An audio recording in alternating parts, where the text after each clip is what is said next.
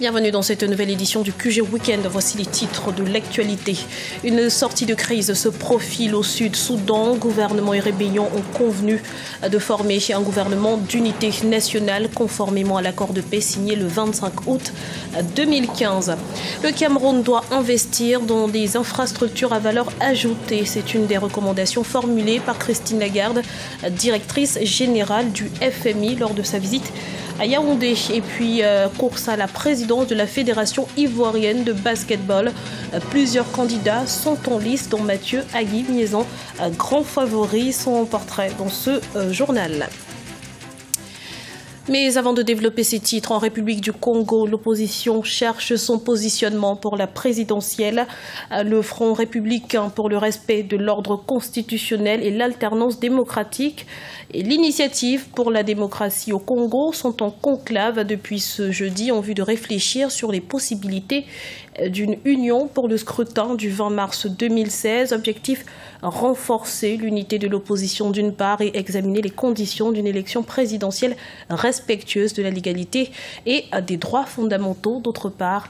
Notons que la majorité des ténors de ces deux plateformes de l'opposition prennent part à cette convention qui, si le calendrier est respecté, prendra fin ce dimanche. Nouveau tournant dans le jeu politique sud-soudanais. Gouvernement et rébellion se sont mis d'accord ce vendredi sur le partage du pouvoir.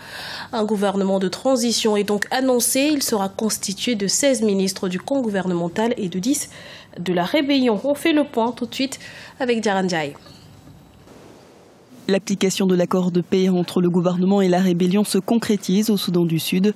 Depuis la signature du texte le 26 août 2015, les différents cessez-le-feu ont tous été rompus. Mais aujourd'hui, l'espoir reste de mise. Le président Salva Kiir a nommé jeudi 8 janvier 50 députés issus de la rébellion.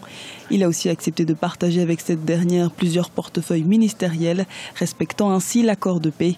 L'opposition reste pourtant dubitative. Je peux seulement dire que nous avons accepté. Nous ne sommes pas vraiment satisfaits, mais nous l'avons accepté. Nous aurions voulu d'importants ministères qui auraient besoin d'être réformés et auraient pu l'être par nos représentants. Mais comme c'est le partage du pouvoir, nous savions que nous n'aurions pas ces ministères. Donc nous acceptons ce que nous avons, même si nous aurions voulu plus. L'optimisme est toutefois affiché du côté de la présidence sud-soudanaise. Vendredi, le président Salva Kiir a en ce sens présenté publiquement ses excuses pour ces 2 années de guerre civile. Pour les autorités, cette annonce est donc un pas vers la pacification du pays. Il est difficile de savoir si vraiment c'est un bon accord parce que même les mois passés, il y a un certain moment, il y a eu plusieurs accords. On se disait que c'était la fin de cette guerre. Mais je pense que cet accord est un bon accord, surtout que c'est un accord qui intervient au moment où les forces s'épuisent et les forces se fatiguent. Il n'y a personne qui a pris le dessus sur l'autre, que ce soit la rébellion de Riek Machar ou le pouvoir de Salva Kiir. Tous les deux, personne n'arrive à, disons, prendre le dessus. Et donc, les troupes se fatiguent. Et je pense que c'est le moment de se partager le pouvoir, d'évoluer vers des prochaines élections.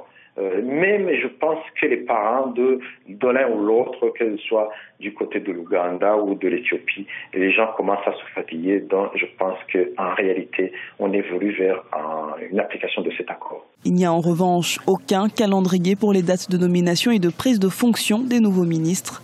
Le calendrier prévu par l'accord de paix a pris beaucoup de retard et les combats n'ont jamais cessé. Certains points de ce texte restent d'ailleurs encore en suspens. Parmi ceux-ci, le contrôle du pétrole dans le nord du pays et le retour du leader de la rébellion. Riek Machar, toujours en exil à Addis Abeba en Éthiopie, est à présent attendu à Juba pour prendre ses fonctions de vice-président. Et sachez que le groupe État islamique a revendiqué ce vendredi 8 janvier l'attentat suicide commis la veille contre un centre de formation des gardes-côtes à Zitten, à l'est de Tripoli, la capitale. Cette attaque au camion piégé avait fait au moins 65 victimes. Le groupe avait déjà revendiqué jeudi un autre attentat suicide contre la garde des installations pétrolières à Ras Lanouf, dans l'est libyen. Et l'organisation ne compte pas s'arrêter là. Dans un nouveau communiqué, elle a menacé la Libye de nouvelles attaques. C'était la dernière étape de sa tournée africaine. Christine Lagarde, directrice générale du Fonds monétaire international, était à Yaoundé au Cameroun ce jeudi. Et alors que le pays fait face à une mauvaise conjoncture économique, elle a appelé à la mise en place de réformes structurelles. Explication dans ce reportage de notre envoyé spécial, Serge Koffi.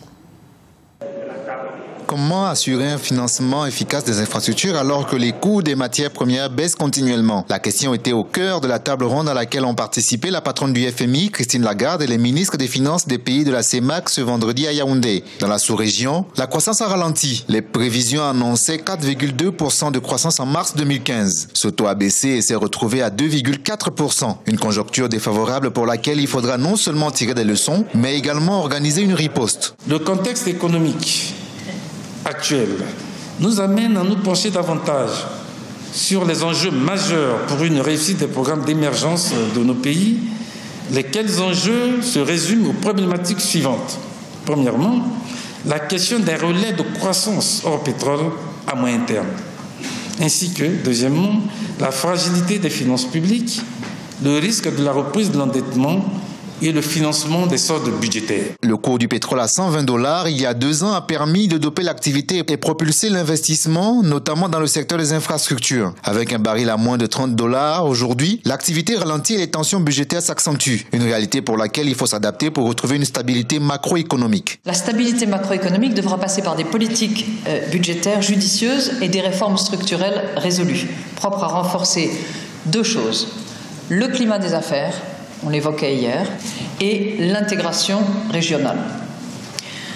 La région va devoir s'ouvrir sur ses voisins et tirer profit de leur marché pour repartir de nouveau.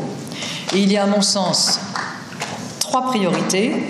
Dépenser mieux, ça c'est la politique budgétaire et la discipline qui doit être appliquée. Encaisser davantage, mobiliser la région dans l'intérêt des pays de la zone et de manière collective. C'est pas chacun pour soi dans des périodes difficiles. Le pétrole représente environ 70% des exportations de la CEMAC et plus d'un tiers de ses recettes budgétaires. La chute des cours du pétrole constitue donc un véritable défi pour les pays de cette zone économique d'Afrique centrale.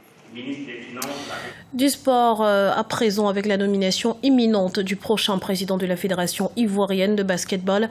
5 candidats briguent la succession de Touré Boubakari qui ne se représente pas. Parmi eux, Mathieu Agui-Miezon fait figure de favori de par son implication depuis près de 20 ans dans le développement de cette discipline en Côte d'Ivoire. Voyez ce reportage d'Olivier Conan, notre correspondant à Abidjan. Candidat à la présidence de la Fédération ivoirienne de basketball, Mathieu Agui-Miezon évolue dans l'univers du basket ivoirien depuis plus de 20 ans.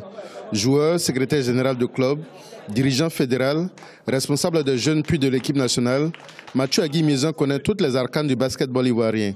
C'est cette expérience qu'il veut mettre au service du développement du basketball au plus haut niveau.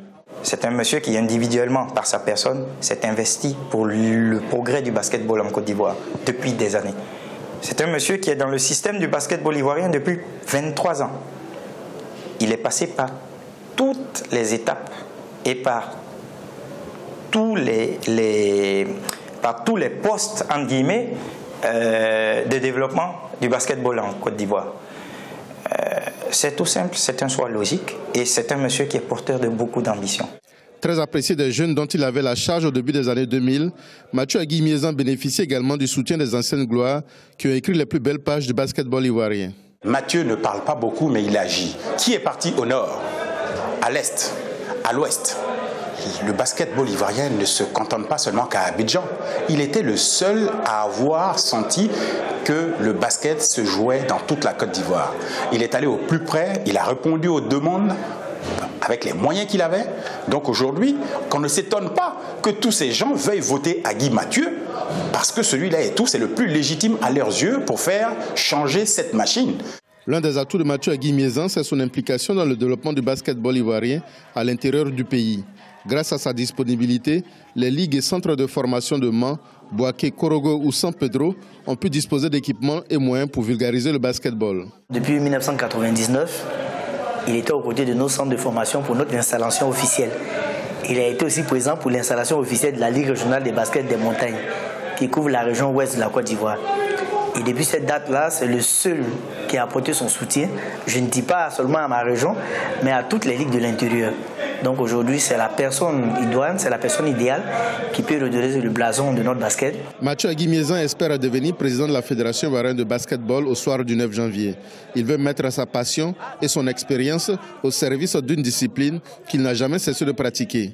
Son objectif principal, c'est de fédérer toutes les énergies pour permettre à l'équipe nationale masculine de remporter à nouveau le titre de champion d'Afrique après le dernier sacre en 1985. Ce journal a été réalisé par l'ensemble de la rédaction. Merci pour votre fidélité. Retrouvez dans un instant une nouvelle édition de l'information sur Africa 24.